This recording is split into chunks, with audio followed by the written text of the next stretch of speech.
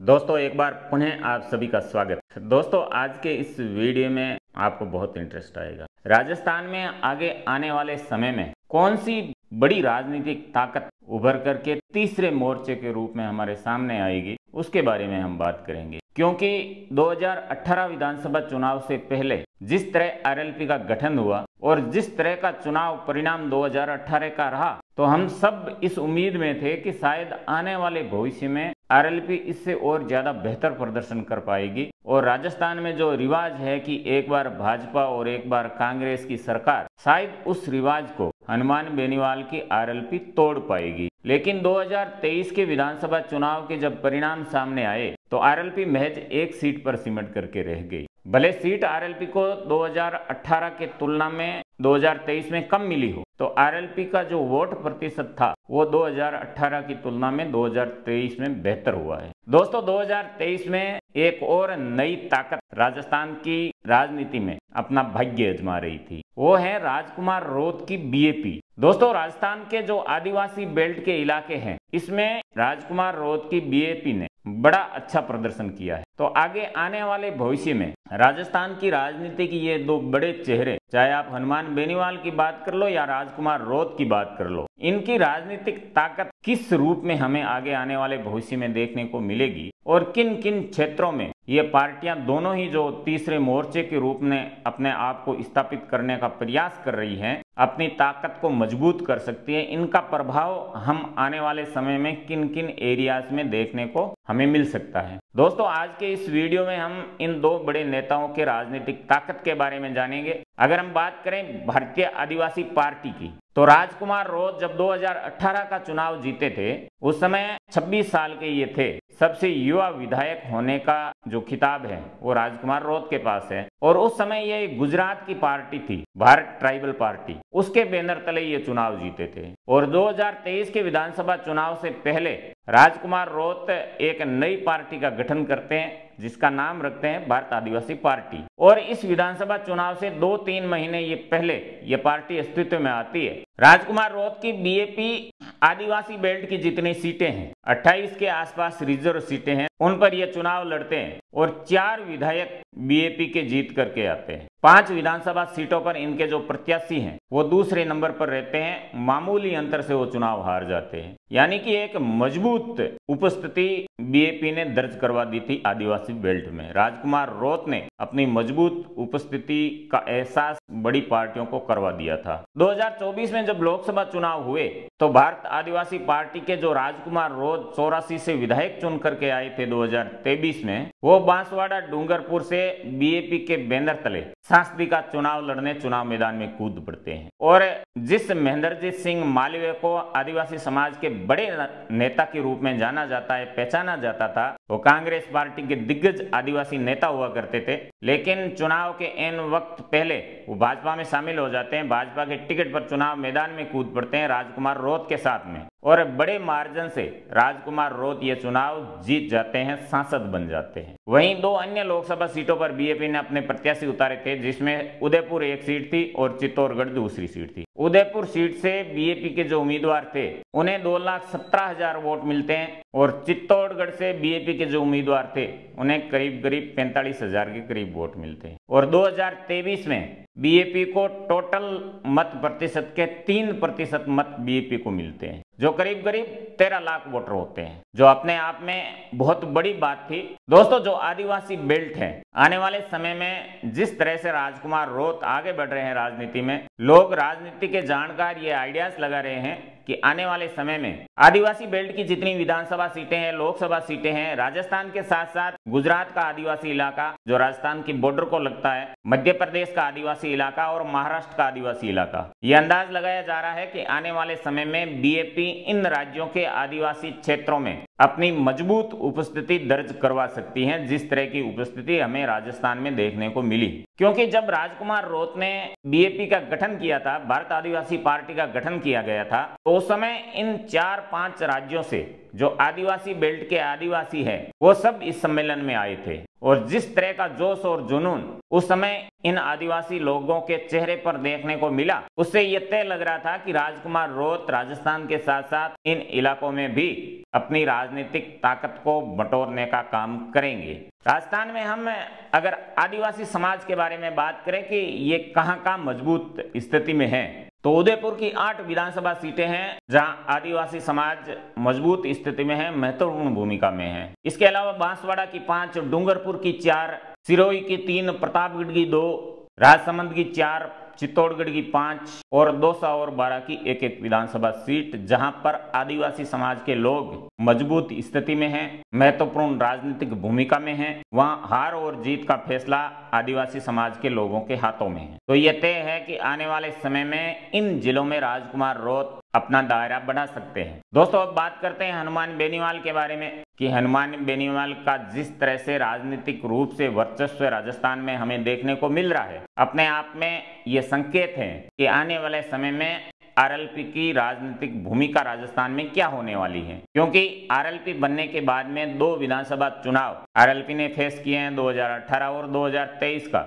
भले ही 23 में उस तरह के परिणाम नहीं आए जिस तरह के परिणाम 18 में आए थे, लेकिन आरएलपी का जो अपना वोट प्रतिशत था उसको इस चुनाव में भी मेंटेन आरएलपी के द्वारा किया गया, उसे बढ़ाया गया, भले ही विधायक चुन करके नहीं आए हो। दोस्तों, जाट समाज में हमेशा से ये टीस रही है कि इतनी बड़ी राजनीतिक ताकत होने के बावजूद भी इस समाज के व्यक्ति को राजनीति के शिखर तक क्यों नहीं पहुंचाया गया या क्यों नहीं पहुंचने दिया गया। ये जो जाट समाज के युवाओं में टीस है, जाट समाज के लोगों में टीस है, उम्मीद के तौर पर वो हनुमान बेनीवाल के सामने देख रहे हैं। जिस तरह से हनुमान बेनीवाल जाट समाज के इलाकों में लगातार लोकप्रियता बटोर रहे हैं, ये संकेत हैं कि आने वाले समय में ये समाज किसकी ओर राजनीतिक रूप से अपना रुख करेगा। दोस्तों, अगर हम राजस्थान की बात करें और जाट समाज की बात करें, तो मैंने पहले भी कहा कि हर चुनाव में 30 से 40 विधायक अलग अलग पार्टियों के बैनर तले चुन करके विधानसभा पहुंचते हैं। तो अपने आप में बहुत बड़ी राजनीतिक ताकत होती है किसी भी समाज के लिए। 60 से 65 विधानसभा सीटें ऐसी हैं जहां पर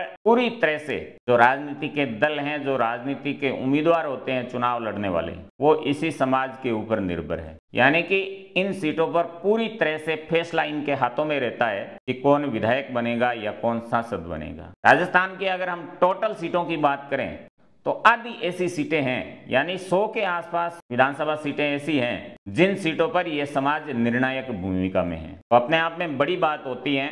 अगर हम एरिया वाइज देखें तो शेखावटी का पूरा क्षेत्र जहां इस समाज का दबदबा है, जाट समाज की अच्छी खासी उपस्थिति है। मारवाड़ की बात करें तो मारवाड़ में जिस तरह से हनुमान बेनीवाल की पार्टी आरएलपी को रिस्पॉन्स मिला है, जिस तरह से राजनीतिक रूप से आरएलपी ने ताकत बटोरी है, उसे जाहिर होता है कि मारवाड़ में इस समाज का बड़ा दबदबा है राजनीतिक रूप से। बाड़मेर की बात कर लो, नागौर की बात कर लो, जोधपुर की बात कर लो, बीकानेर की बात कर लो, सीकर, झुंझुनू, गंगानगर, हनुमानगढ़, धौलपुर, भरतपुर, अजमेर, चूरू, ये पूरा जाट लैंड है। पूरी तरह से इन जिलों की राजनीति जाट समाज के ऊपर निर्भर करती है। तो दोस्तों, क्या आने वाले समय में वागड़ और मारवाड़ के जो ये 2 बड़े नेता लगातार अपनी राजनीतिक ताकत को फैला रहे हैं, बढ़ा रहे हैं, क्या आने वाले समय में इन 2 बड़ी नेशनल पार्टियों को मात देने के लिए ये कभी एक साथ आ सकेंगे? ये अपने आप में बहुत बड़ा सवाल है। और राजनीति में कुछ भी असंभव नहीं है,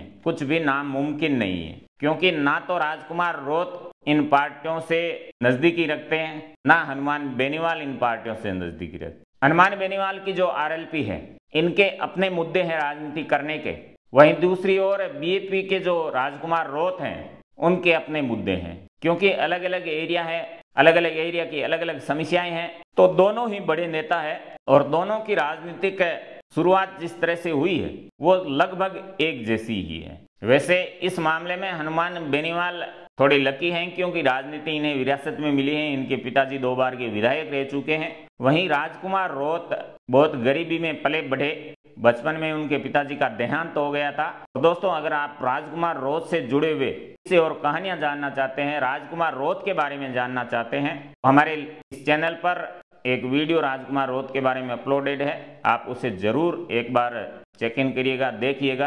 राजकुमार रोत से जुड़ी हुई हर बारीक से बारीक जानकारी हमने उस वीडियो में इंक्लूड की है। दोस्तों, आप इस आने वाले भविष्य की राजनीतिक संभावनाओं के बारे में क्या सोच रहे हैं? आपकी राजस्थान की आने वाली राजनीतिक संभावनाओं को लेकर के क्या विचार हैं, क्या सोच हैं? कमेंट के माध्यम से हम तक जरूर पहुंचाइएगा, क्योंकि जिस तरह से हनुमान बेनीवाल अपनी राजनीति को आगे बढ़ा रहे हैं, जिस तरह से हनुमान बेनीवाल अपनी उपस्थिति का एहसास पूरे राजस्थान भर में करवाना चाह रहे हैं और लगभग वो सफल होते हुए भी दिख रहे हैं, क्यों जिस तरह से हनुमान बेनीवाल किसान, जवान इन मुद्दों को लेकर के आगे बढ़ रहे हैं। हनुमान बेनीवाल के ऐसे ऐसे मुद्दे हैं जो सीधे तौर पर किसानों से जुड़े हैं, सीधे तौर पर जवानों से जुड़े हैं और वो भाजपा सरकार के बड़े विरोधी के तौर पर उभर करके सामने आ रहे हैं राजस्थान में विपक्ष के नेता के तौर पर। उसी तरह राजकुमार रोत आदिवासियों के मुद्दों को लेकर के राजनीति कर रहे हैं। जल, जमीन और जंगल,